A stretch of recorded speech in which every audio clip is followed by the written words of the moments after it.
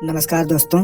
आज हमारे देश में कई तरह की भाषाएं, संस्कृति और जातियां पाई जाती हैं, लेकिन इनमें से कुछ ऐसी जातियां हैं जिन्हें आज भी अछूत और नीच समझा जाता है।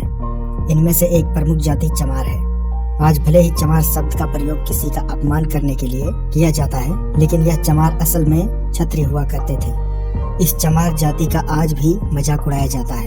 इनका नाम लेकर उन्हें हमेशा अपमानित किया जाता है। असल में इन्हीं चमारों का एक गौरवशाली इतिहास रहा है। इनके इतिहास के बारे में जानकर और सुनकर आपका भी सोच चमार जाति के लोगों के लिए बदल जाएगा। तो वीडियो को अंत तक देखिएगा, और अगर हमारा यह वीडियो पसंद आए तो हमारे चैनल को सब्सक्राइब जरूर कीजिए। विदेशी आक्रमणकारियों के खिलाफ आवाज़ उठाने से लेकर भारत की आज़ादी तक चमारों का योगदान बहुत महत्वपूर्ण है। आपको यह जानकर बहुत हैरानी होगी कि प्राचीन काल में चमार जाति का कहीं भी वर्णन नहीं है। तो फिर यह चमार जाति आई कहाँ से? तो सूर्यवंशी क्षत्रियों से ताल्लुक रखने वाले इन लोगों को आज चमार कहा जाने लगा। ईश्वर ने दुनिया के सभी मनुष्यों को एक समान बनाया है, लेकिन समय के साथ साथ इंसान पंथवाद और जातिवाद के चक्कर में पड़ता गया। इंसान का दुश्मन बन गया। धर्म और जाति के नाम पर प्राचीन भारत में कभी कोई भेदभाव नहीं होता था। पहले लोगों को जाति के आधार पर नहीं बल्कि वर्ण के आधार पर बांटा जाता था। आज के समय पर जैसे डॉक्टर, इंजीनियर और वकील इन लोगों के पेशे हैं, वैसे ही पहले के समय पर लोगों को उनके कर्म के आधार पर ही बांटा जाता था। ब्राह्मण, क्षत्रिय, वैश्य और शूद्र, इनके बारे में तो आपने पढ़ा ही होगा। उस समय लोगों को उनके कर्म के आधार पर ही पहचाना जाता था।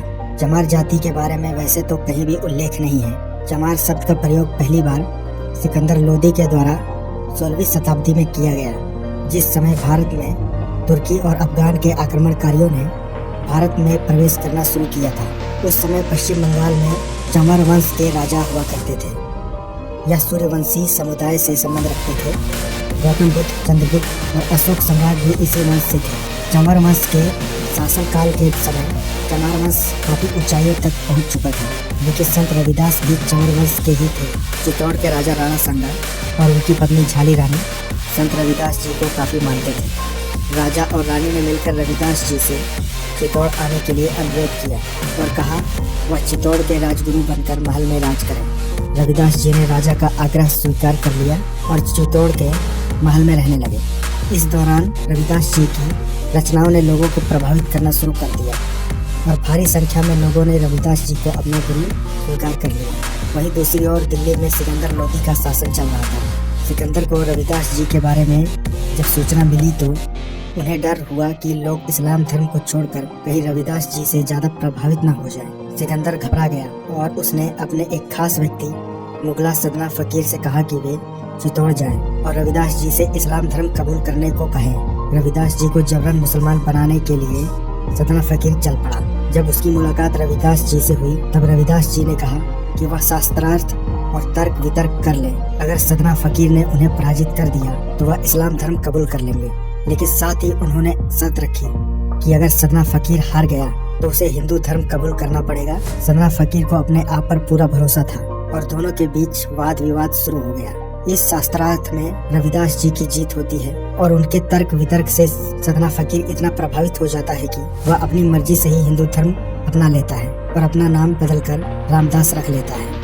रामदास और रविदास मिलकर हिंदू धर्म का प्रचार प्रसार करने लगे। रविदास जी अपने सभी लोगों को एक समान नजरों से देखते थे और बराबरी का संदेश देते थे।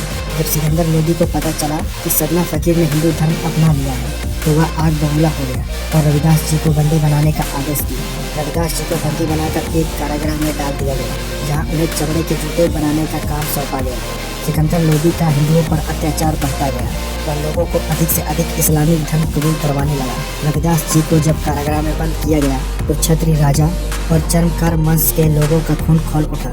कई राजाओं ने मिलकर दिल्ली को चारों तरफ से घेर लिया। सिकंदर लोदी के खिलाफ लोगों ने अपनी आवाज बुलंद कर ली। इस तरह लोगों के विद्रोह को देखते हुए लोधी ने संत रविदास जी को रिहा कर दिया, लेकिन सन 1520 में संत रविदास जी का देहांत हो गया और एक बार फिर सिकंदर लोदी का अत्याचार बढ़ गया। चर्मकार वंश के लोगों ने इस्लाम धर्म कबूल करने से साफ इनकार कर दिया। सिकंदर लोदी ने इस वंश में सैकड़ों हजारों लोगों को बंदी बनाया और चमड़े के जूते और अन्य चीजों को बनाने का काम सौंप दिया।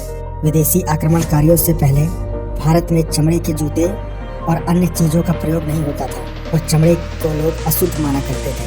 इसके बाद सिकंदर लोदी ने चमड़े का काम करने वाले क्षत्रिय लोगों को अपमानित करने के लिए उन्हें चमार कहकर संबोधित किया। चर्मकार वंश के लोगों के इस्लाम कबूल न करने पर सिकंदर ने चमार कहकर क्षत्रिय लोगों का बहुत अपमान किया। क्षत्रिय लोग हमेशा से ही अपने हौसलों के पक्के माने जाते थे, न तो सिकंदर के आगे झुके न ही इस्लाम धर्म कबूल किया। इस तरह से अपने स्वाभिमान की रक्षा के लिए उन्होंने चमड़े का काम किया और तभी से चमड़े का काम करने वाले लोगों को चमार कहा जाने लगा। इस जाति के लोगों की शिक्षा पर भी रोक लगा दी गई, जिससे कि उनकी आने वाली पीढ़ी को अपने गौरवशाली इतिहास के बारे में बिल्कुल भी पता न चले। चमड़े का काम करने के कारण उन्हें क्षत्रिय समुदाय से सिकंदर लोदी ने ही उन्हें नीच और शूद्र जाति का दर्जा दिया। कर्नल टॉड ने अपनी किताब हिस्ट्री ऑफ राजस्थान चमकार वंश और राजेश चमार सिंह के बारे में काफी कुछ लिखा है। चमार जाति के इतिहास के बारे में सबसे अच्छी व्याख्यान डॉक्टर सोनकर शास्त्री की पुस्तक हिंदू चर्मकार जाति में देखने को मिली।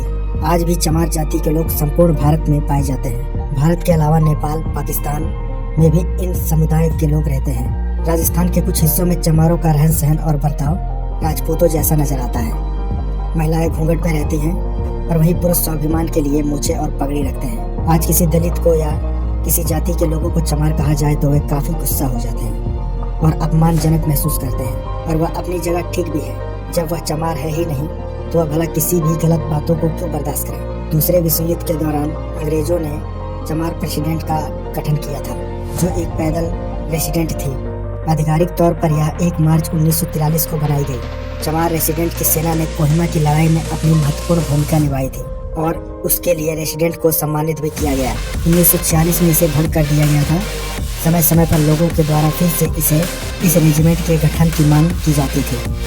बाबा साहेब अम्बेडकर ने अपना पूरा जीवन दलित और पिछड़ी जाति के लोगों को समाज में बराबरी का दर्जा देने के लिए समर्पित कर दिया। आज भी चमार और अन्य दलित समुदाय के लोग भीमराव अम्बेडकर को अपना आदर्श मानते हैं। जरा सोच कर देखिए, यदि चर्मकार वंश के क्षत्रियों ने इस्लामिक आक्रमणकारियों के खिलाफ अपनी आवाज़ न बुलंद की होती और इस्लाम धर्म कबूल कर लिया होता तो आज भारत में मुसलमानों की संख्या 50 करोड़ से भी अधिक हो गई होती। और इस बात को भी नकारा नहीं जा सकता कि शायद हिंदू से ज़्यादा मुसलमान की आबादी आज देश में होती। धर्म और समाज की रक्षा में चमार जाति का योगदान कभी भी भुलाया नहीं जा सकता, और आज के समय में इसी धर्म का हिंदू धर्म में कोई स्थान नहीं है। लोग चमार शब्द को एक अपमानजनक शब्द समझते हैं। असल में यह वह योद्धा है जिन्होंने कभी इतिहास में गुलामी स्वीकार नहीं किया और आज भी यह मन से कभी गुलामी स्वीकार नहीं करते। तो दोस्तों, आज की वीडियो में बस इतना ही। अगर वीडियो पसंद आया हो तो हमारे चैनल को लाइक और सब्सक्राइब जरूर करें। धन्यवाद।